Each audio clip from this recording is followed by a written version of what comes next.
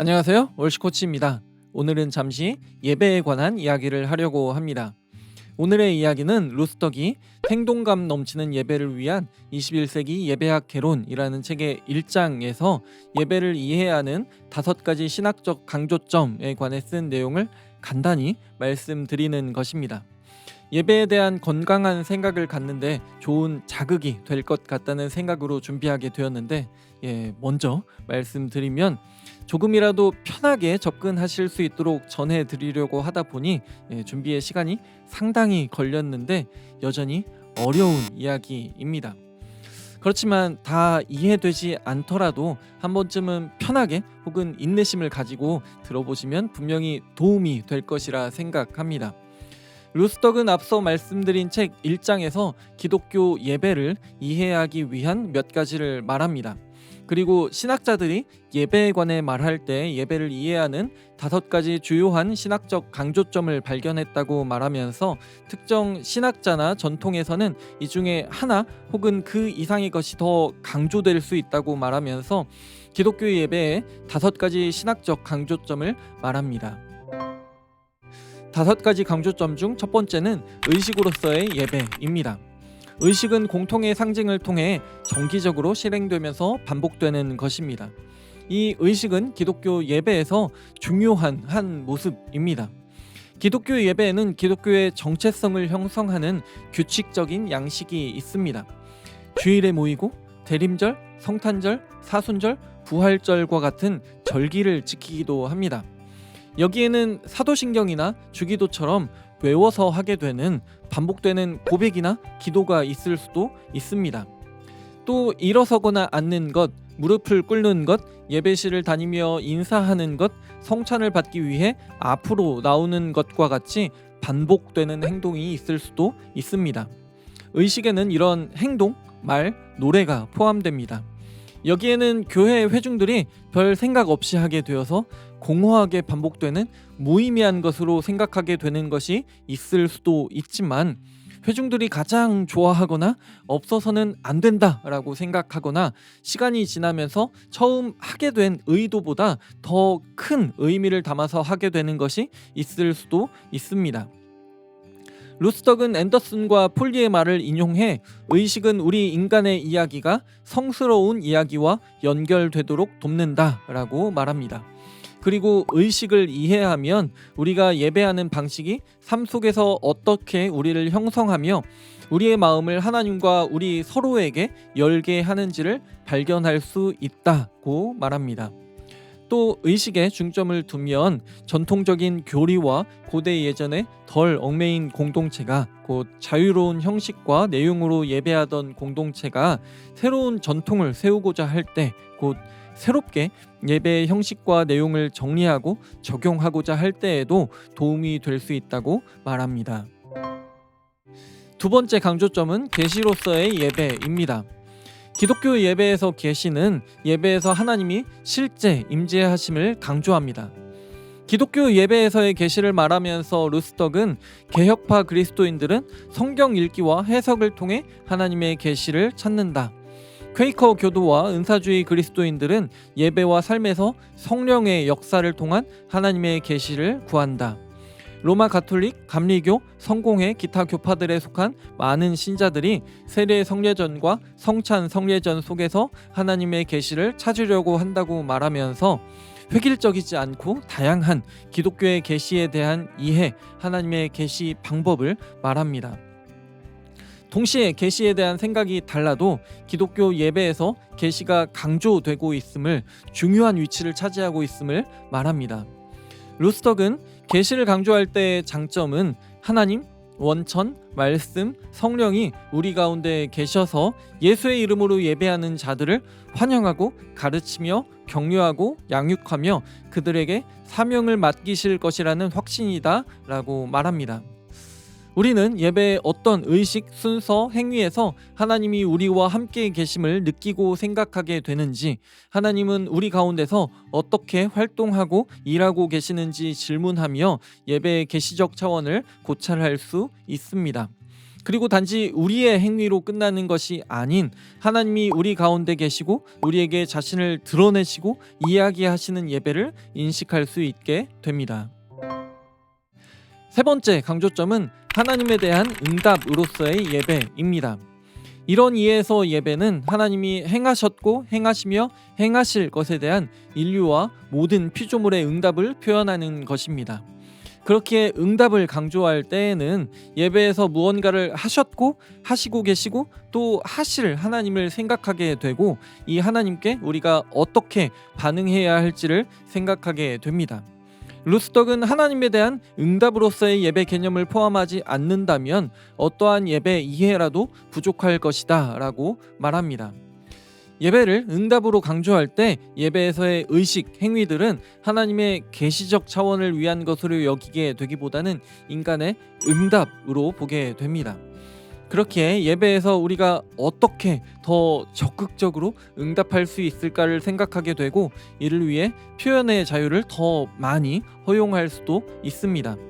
루스덕은 예배를 응답으로 생각하는 것은 우리와 함께 계시지만 또한 우리를 초월해 계시는 하나님을 경외하며 인간의 찬양과 기도와 은사를 존중하는 데에서 중요한 역할을 한다고 말하며 나아가 예배의 인간성을 강조하는 것은 탄원과 알렐루야 둘 다를 위한 여지를 만들어주고 우리의 예배를 매일의 삶에 통합하는 데 도움이 된다고 말합니다.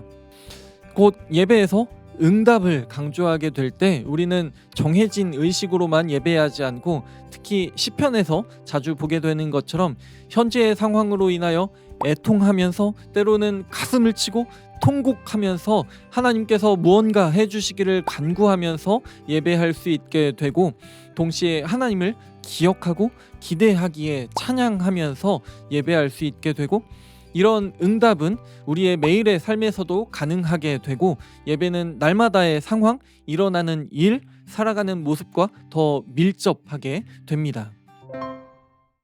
네 번째 강조점은 관계로서의 예배입니다.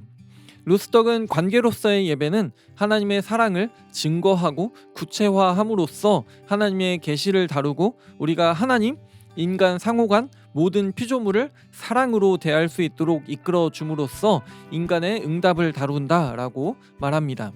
또 예배를 관계로 이해하는 것은 하나님의 삼위일체적 삶에 기초한다. 성령을 통해 예배 안에서 하나님의 사랑이 우리 마음에 쏟아져 세상 속으로 흘러 들어간다 라고 말하며 예배 속에서 우리는 살아계시고 모든 존재의 원천이신 분을 찬양하며 부활하신 그리스도와 함께 떡을 떼고 그리스도의 몸인 교회와 세상에서 우리가 행하는 모든 것에 성령이 생기를 넣어주기를 기다린다 라고 말합니다. 예배를 관계로 이해할 때 성경, 설교, 성례의 찬송은 관계적으로 하나님을 계시하고 하나님은 성례전적으로 모든 것에 깃들어 임재하시는 것으로 생각하게 됩니다. 우리는 인간의 언어, 의식, 예술의 전 영역을 통해 사랑과 헌신을 표현하며 하나님께 응답하고 예배에서 또 매일의 삶에서 하나님의 생명에 참여합니다. 루스덕은 관계로서의 예배 신학은 하나님이 예배에서 자신을 계시하시며 실제로 임재하신다는 것에 대한 확신과 교회가 믿음과 사랑으로 응답하지 않는다면 예배가 완성되지 않는다는 확신 모두를 붙잡는다라고 말합니다. 다만 예배를 하나님과의 관계로 강조하게 될 때 하나님의 사랑을 공동체적인 것, 세상을 향한 것으로 이해하기보다 사적인 것으로 여길 수 있는 하나님과 자신의 사적인 관계에만 집중하게 될 수 있는 위험성을 지적합니다. 다섯 번째 강조점은 리허설로서의 예배입니다. 루스덕은 이 세상의 삶을 변화시키는 하나님의 드라마에 참여하기 위해 교회가 변화되고 준비될 때 예배는 리허설이 되는 것이라고 말합니다. 우리는 고린도전서 11장으로 인하여 합당하지 않게 먹고 마시는 것을 피하기 위하여 성찬에 참여할 자격이 없는 사람 혹은 성찬에 참여하면 안 되는 상황에 있는 사람을 생각하며 누군가를 성찬에서 배제시키는 것을 먼저 생각하게 됩니다.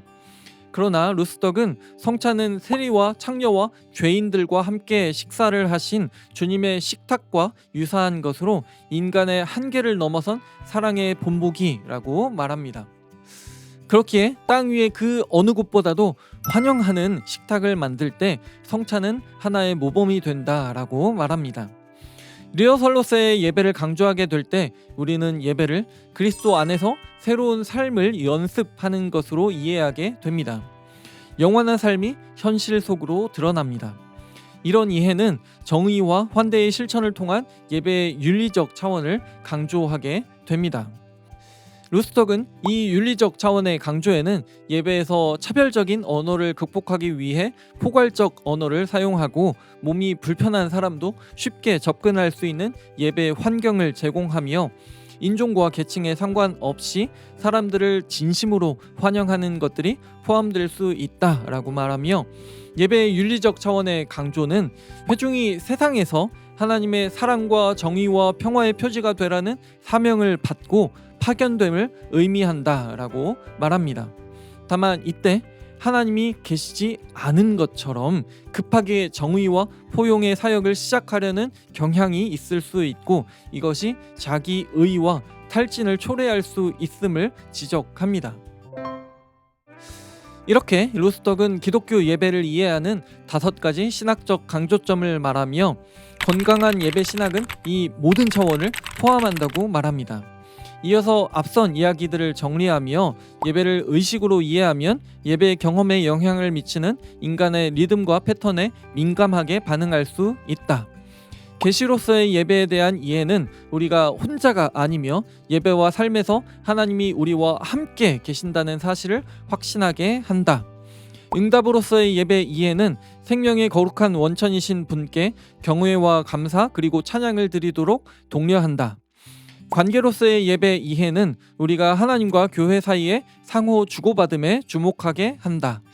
리허설로서의 예배 이해를 통해 우리는 격식 있는 집회와 찬양들을 예배와 삶에서의 환대와 정의로 보완하려고 노력하게 된다라고 말합니다. 그렇게 예배의 한두 가지 측면만을 강조하면서 상대적으로 덜 생각하거나 소홀하게 생각하고 있던 측면들까지 예배의 모든 차원을 포함시킴으로써 예배를 새롭게 할 수 있을 것이라 말합니다. 우리는 예배를 특정한 면으로만 생각하면서 평가하거나 제한해서 나에게 편하고 익숙한 모습의 예배만 추구하려 하지 않고, 내가 미처 잘 몰랐던 교단이나 전통의 예배에 관심을 가지고 그런 예배에 대해서도 이해하려고 노력할 때 예배에 대해 더 건강하게 생각할 수 있게 될 것입니다. 조금이라도 더 쉽게 이야기하려고 했지만 편하게 이해하기에는 어려운 내용이었을 텐데 그래도 도움이 될 것이라 생각해서 이렇게 이야기하게 되었습니다. 영상을 다시 보시거나 책을 사서 천천히 읽어보시는 것도 이해에 도움이 될 것이라 생각합니다. 오늘의 이야기가 도움이 되었길 바라고요. 구독, 좋아요, 알람 설정 그리고 공유 부탁드립니다. 하나님의 평강이 함께하기를 원합니다.